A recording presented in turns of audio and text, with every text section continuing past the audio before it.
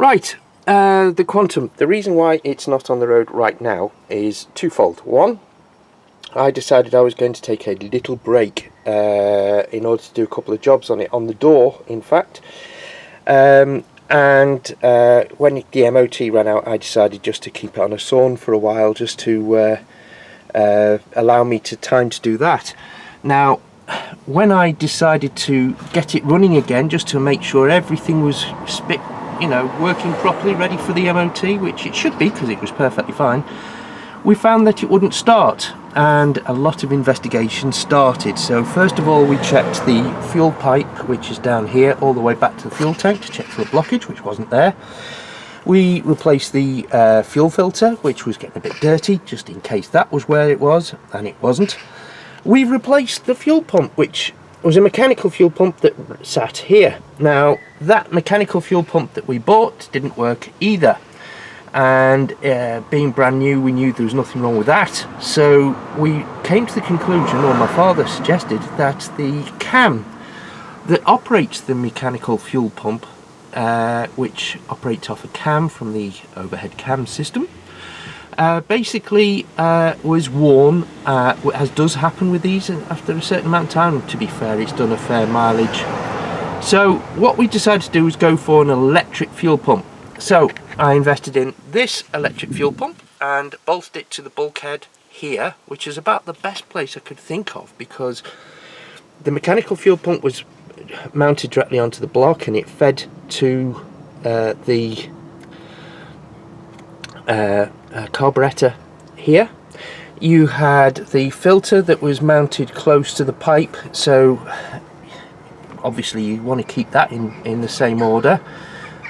So basically what we've done is I've bolted it to the bulkhead, and I've invested in some braided steel hose, which I think looks a lot better and does the job nicely, and that has a more a bit more of a route to get from the fuel tank to the carburetor, but needs must. Now this still needs wiring up, and it was designed to be earthed to a steel bodied car, which obviously this isn't, so it will require an earth as well.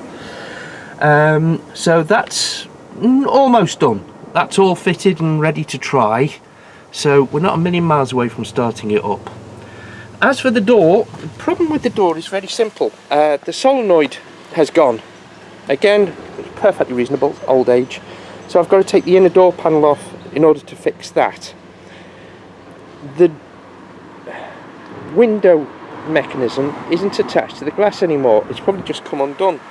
So whilst that's apart, I'm going to fix that as well, and I'm going to see if I can get some more of this window channel, or clean up this window channel so that it moves a lot smoother. Fix up the other side the same. But none of that affects the MOT. As for the state of the car, well, what's happened was we decided to get a Karcher, which we bought, and we thought the ultimate test for the Karcher is there's some building work going on next door, and it is creating a hell of a mess. So we're going to use the Karcher once the fuel pump was all done and all sealed up, so we didn't have water getting into the fuel system.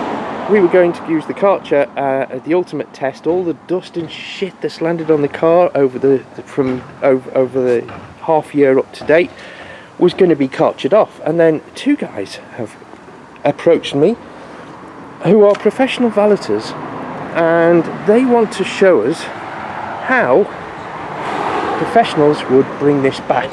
And I thought that would be a rather nice way to move forward. And obviously I need to pump up that tyre.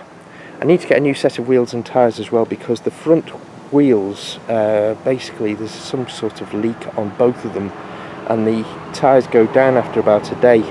So I definitely need to get that fixed up, so I'm going to get some new wheels and tyres as well. So it looks a lot worse than it is.